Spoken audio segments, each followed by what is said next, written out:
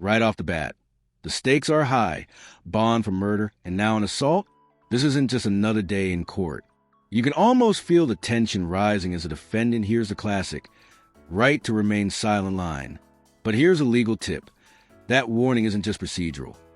It's your first hint that anything said can literally make or break your case. Bond for murder, and you've now picked up an assault case. You're facing up to a year in jail and or a $4,000 fine. We are going to do probable cause. You have the right to remain silent. Anything you say can or will be used against you. Thank you, Your Honor. On April 27th, 2025, in Harris County, Texas, officers were dispatched to a disturbance/unknown weapon call. The complaining witness stated she is part of the nursing staff and that the defendant has been asked to leave on multiple occasions and refuses to do so. The complaining witness stated that the defendant was attempting to get her grandfather to sign over power of attorney to her, but the staff would not allow this due to the grandfather being diagnosed with dementia. The complaining witness stated that the defendant used force on the complaining witness to get her to leave the grandfather's room. The complaining witness states that the defendant put her hands on the complaining witness's face and pushed it back. The defendant was positively identified by the complaining witness and her Texas ID number. You say that there was any pain? She pushed in the face. This is an assault, right? There has to be some kind of injury or pain. She did state that she felt pain in the dim summary. Okay. Ms. Taylor, I'm going to find that there's sufficient probable cause to go forward with the case. Now, you're saying there's a bond violation in this case? Yes, Judge, it's in the... Michael, have you seen this? And how did you already get appointed to this case? Your Honor, I was appointed sometime very recently on this case. I received a text. I don't know what day it was, but I received It looks like it was the 29th, which was Tuesday. But how was he appointed a lawyer? I'm thinking when she was in the holdover. No. How is she, I mean, I don't understand. Well, regardless, I guess I'm glad that you're appointed because right now she's got bond violations. She was ordered by the magistrate. I wasn't aware of that, Judge. I'm sorry? I wasn't aware of a BVR in this case. I actually have another BVR today before the court. I know that, yeah, we got you. We'll deal with that one next, but you're on bond for murder. You were ordered by the magistrate to have a GPS monitor. You have violated those conditions. Unacceptable. I'm revoking your bond. She goes with you. No. Your Honor, if I may. Yeah.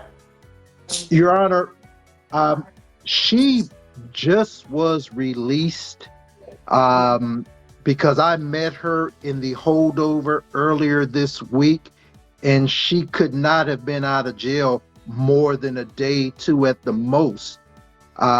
Would the court allow her to leave right now to get the device? No. Did she not get the device?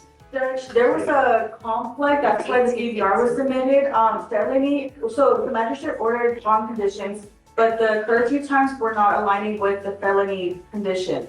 So what? I mean, you still have to abide by the conditions. I mean, what did they say the conditions were? I have the paperwork right there.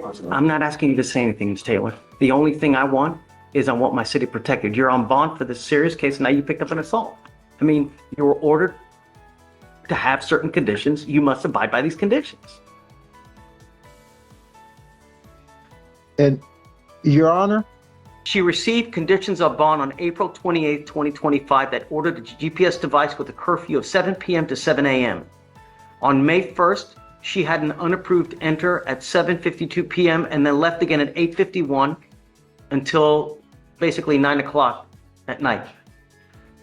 Yes, Judge, and on the felony conditions, I'm looking at them right now, curfew is from 12 a.m. to 6 a.m. So that's where it's conflicting. So the magistrate ordered from 7 p.m. to 7 a.m. and on felony, their curfew was 12 a.m. to 6 a.m. I mean, she still has to follow conditions, right? There may be conflicting, but you abide by the conditions and then you come to court and you ask to, do something or maybe make them align, but you just don't do whatever you want to do and think, okay, nothing's going to happen. You're on bond for 2 serious cases. Your Honor, if I may again, Sure. this is a brand new case. Could the court admonish her?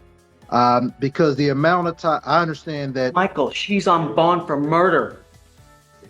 She's lucky to even have a bond, and now she picks up an assault. She's ordered to have a curfew, and she's just doing whatever the hell she wants to do. In this case, Judge, that's before your court.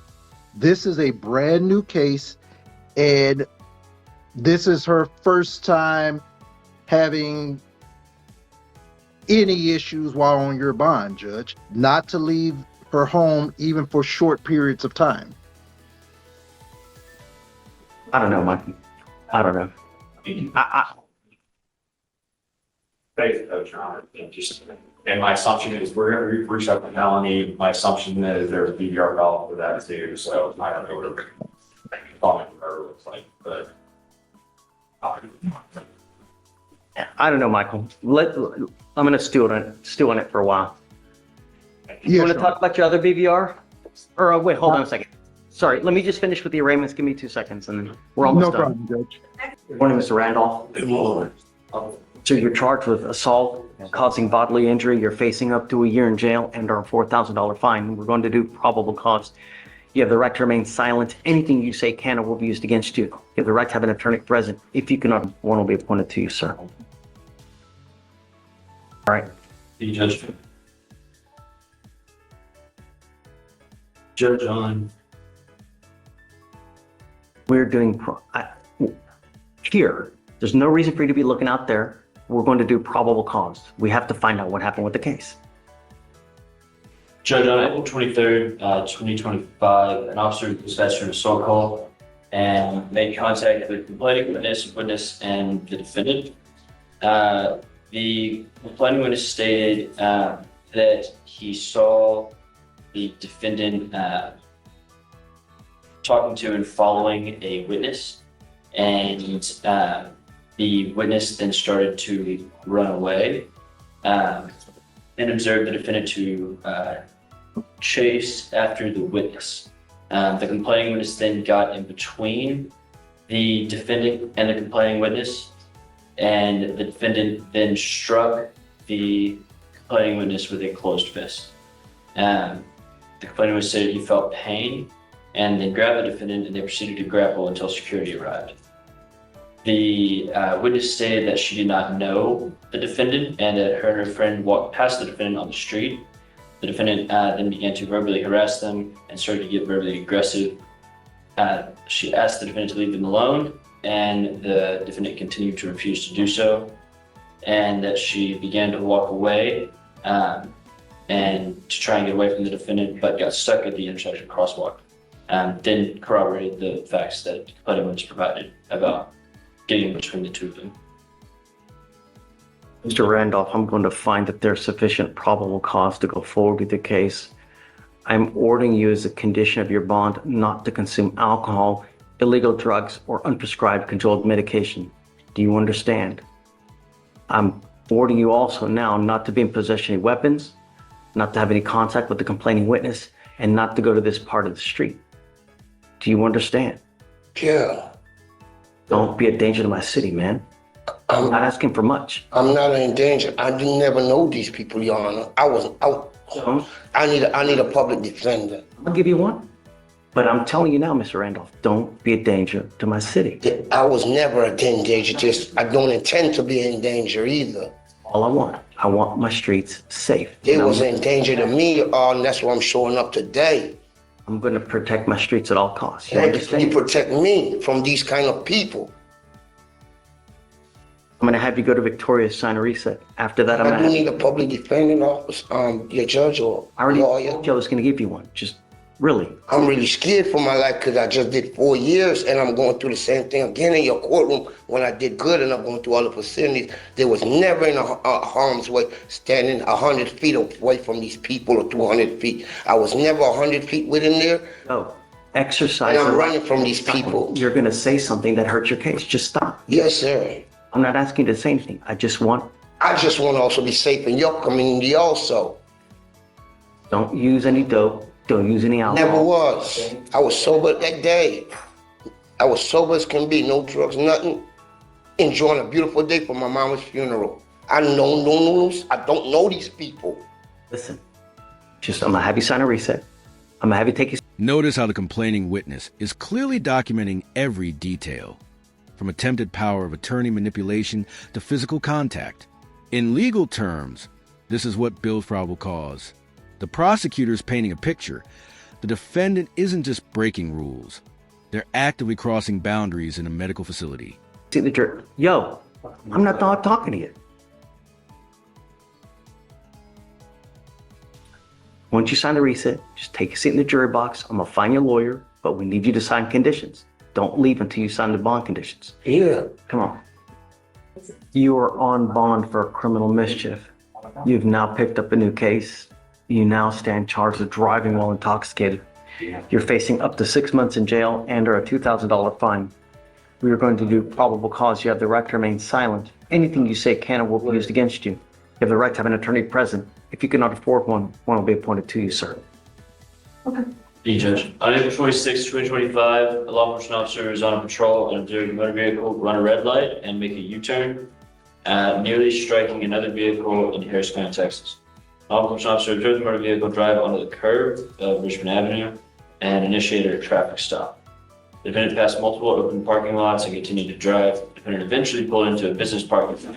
A law enforcement officer contacted the defendant and observed him to be eating fried chicken. The law enforcement officer asked the defendant why he didn't lower the window, and the defendant stated he didn't have any food and continued to eat. The law enforcement officer observed the defendant did not have a driver's license and was incoherent when asked to provide his name and date of birth. Law enforcement eventually identified the defendant by name and date of birth. The defendant continued to state, "I don't have anything on question about his whereabouts," and standardized field sobriety tests were conducted. The officer observed 2 out of 6 clues in the HGN, 5 out of 8 on the walk and turn, and 0 out of 4 on the one-leg stand. Due to the defendant, 0 out of 4 on the one-leg stand due to the defendant being unable to perform the test. The law enforcement officer noted that on the walk and turn, the defendant did not turn around. He stayed still for approximately 30 seconds. The law enforcement officer explained the one-leg stand, and after the instructions, the defendant began performing the walk. This occurrence happened again after the law enforcement officer tried to explain the one-leg stand another time.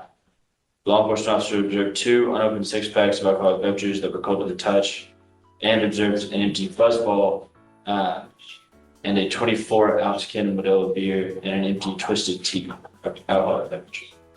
The defendant refused both breath and blood. A blood warrant was signed and executed. Mr. Juarez, I'm going to find that there's enough probable cause to go forward with your case. You said he doesn't have a license, right? There's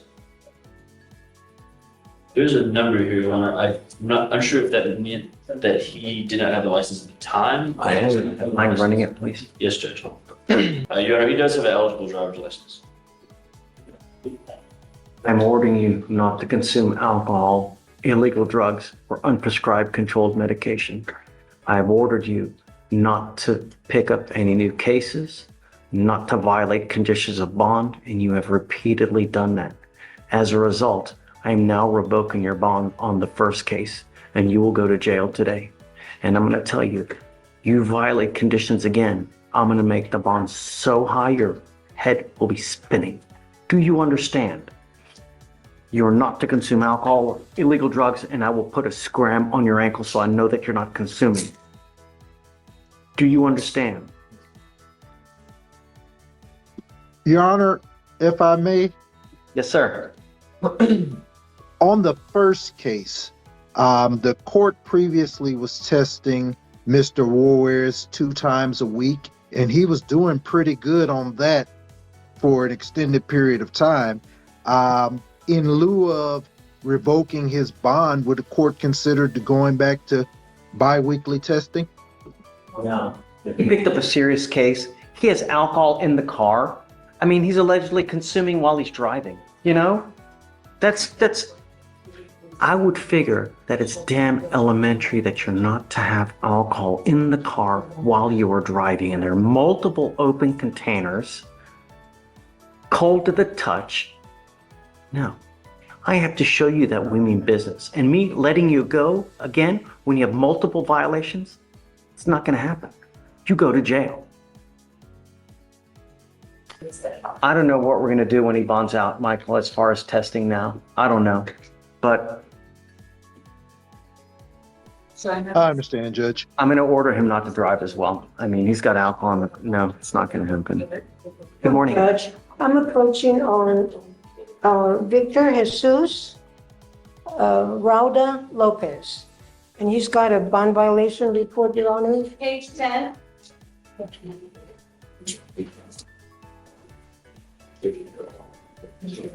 Is he here? He's here, Judge. He's in the jury box. Speak English? Yes, he does. Come up. Come up.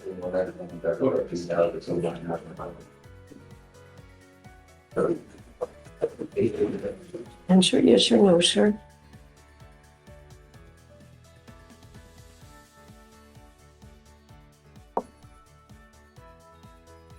Did you get your GPS device?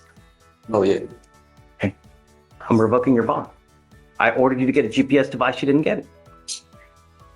Okay. Goes with you. Sorry, Maria. All right. We're going to keep you.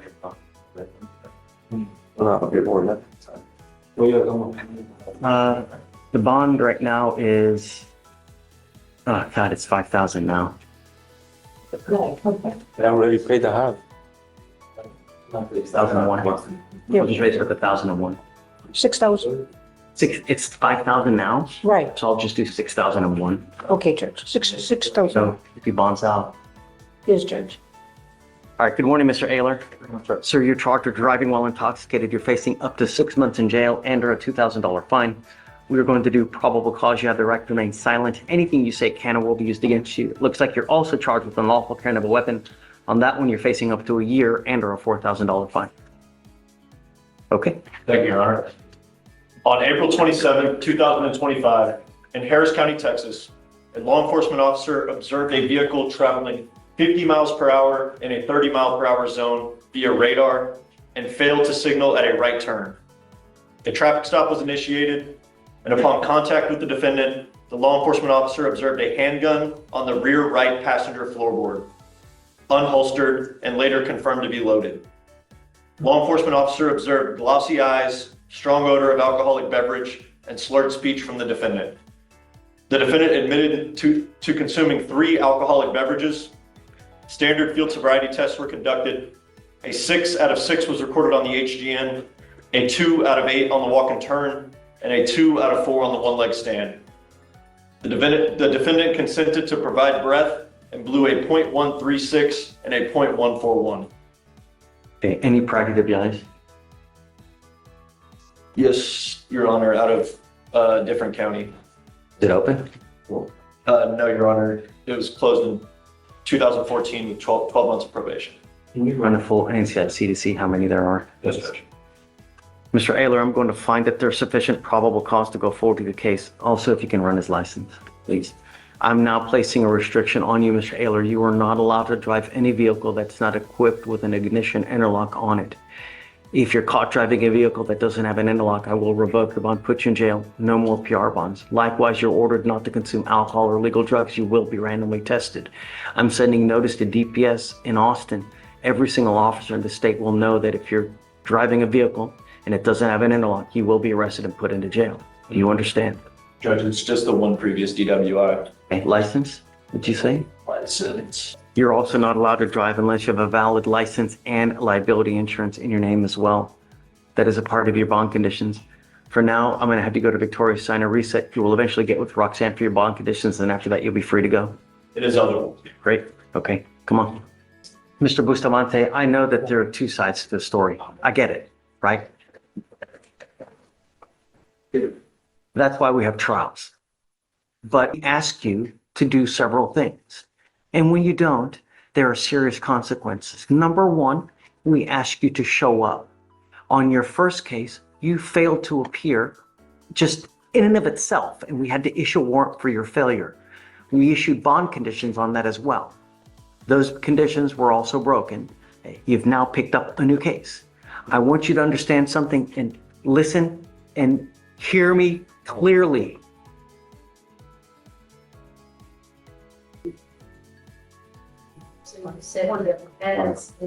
Mr. Bustamante, I want you to listen and I want you to hear me clearly, because what I'm doing now is I'm putting orders of protection on both of your cases. And if you violate these, you are looking at 2 more very serious violation of a protective order case. That in and of itself is the capital murder of misdemeanors. Do you understand? You violate conditions on that, I can have a hearing to hold you at no bond. I understand 100%, sir, Your Honor.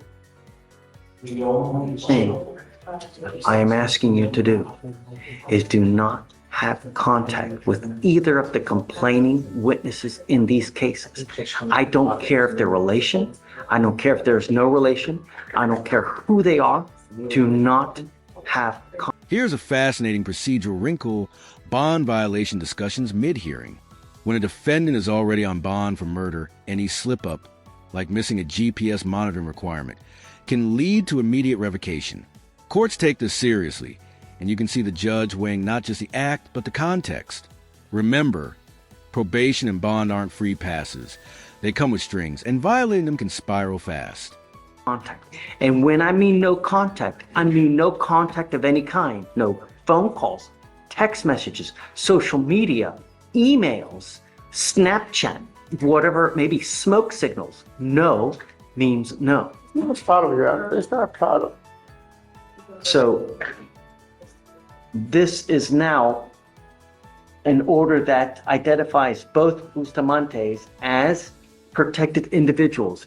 You cannot communicate with them. You cannot commit an assault, commit an act in furtherance of an offense under section 42.072 of the Texas Penal Code, which is the stalking statute. You cannot threaten, harass, communicate with a third party to try to communicate with them. You cannot be in possession of a weapon or go within 200 feet of where they live or where they work. I understand, Your Honor. I got 7 kids, and those are not the oldest ones. I'm a good daddy. Don't talk to these 2. I understand, Your Honor. This order only applies to these 2. Don't use the other kids to try to have contact with these. If you do, we all live together. Right. Now you don't. Right. I'll go to Mom's house. Best go somewhere else, because they're going to inform those kids now that you're not supposed to be there or have contact with them. That's not a problem, Your Honor. All right. The first one, my daughter, she doesn't live here. She ran away with her husband. Whenever she called the cops, she wasn't even at the house. I don't. Don't go into you have contact with them. I'm not asking you much. You've already picked up 2 cases. You pick up a third, I'm going to blow a gasket. That's done. State, is there anything else? Yes, Your Honor. There are allegations of drug use too. We would ask for reading your analysis. Okay. You're not to use alcohol, illegal drugs. I'm going to randomly test you. If I find that you're using, likewise, I'm going to revoke these bonds and we'll put you back in. As it stands now, you are a flight risk. I'm not going to give you a PR bond. So what'll happen now is we're going to put you back. I've got your bond set. If you have someone that posts your bond, then you must abide by these conditions. My daughter, my daughter. I've given you a lawyer. You need to talk to the lawyer. You have the right to remain silent. Everything you say, they're going to sit there and they're going to type it to use it to prove your guilt. Just don't say anything. I'm telling you what the expectation is. So if you do get out, you don't pick up a third case. I have a question. What's the question, actually? Ask the lawyer. Okay, so, okay. Okay. We're good, Judge. You good? Okay. All right, Mr. Bustamante, you know what's expected of you from now on. That's it. Thank you, Your Okay, Honor. so we need him to sign conditions with Roxanne whenever she's ready. You come up here so I can. I'm not a criminal. I want to Sir, please. I don't want to go to jail. Good morning, Mr. Godine. You know, sir. Sir, you're charged with driving while intoxicated. You're facing up to 6 months in jail and or a $2,000 fine. We're going to do probable cause. You have the right to remain silent. Anything you say can and will be used against you, sir. Thank you, Your Honor.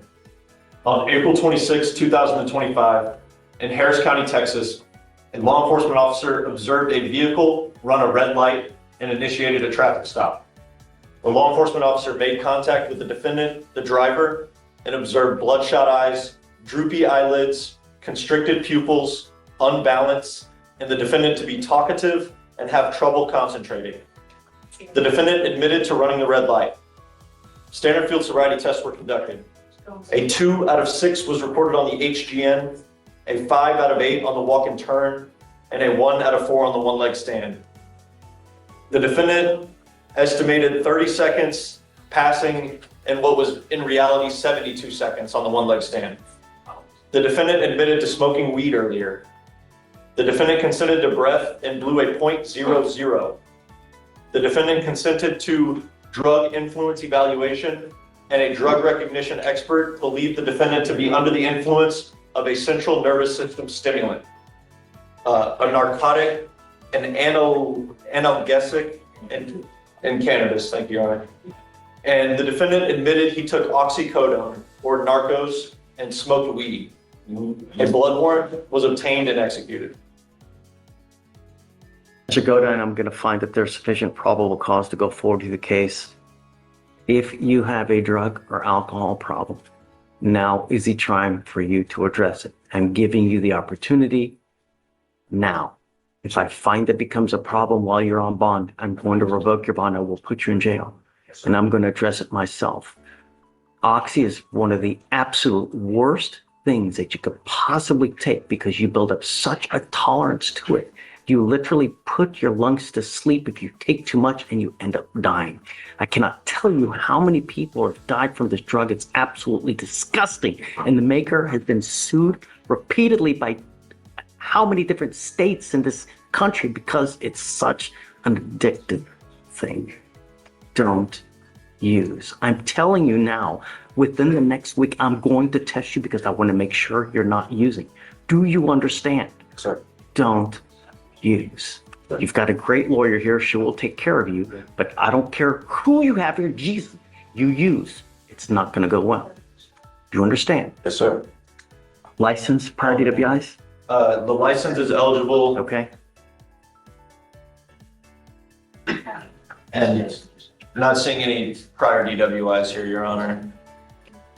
I'm telling you that I've had probably a handful of friends that have died from Oxy because they continue to take it, build up that tolerance, and put their lungs to sleep. It's disgusting. Just don't. Do you understand? Yes, sir. I don't want you to kill yourself. Life is way too short. Yes, sir. You're not allowed to drive unless you also have a valid Texas driver license and liability insurance. Do you understand? Sir. Because you have a lawyer, we will waive your appearance, but it is your responsibility to stay in touch with Ms. Barks, and she'll tell you if and when you have to come back to court. Be careful. Don't use. As long as you do, all is well. Come on. Your Honor.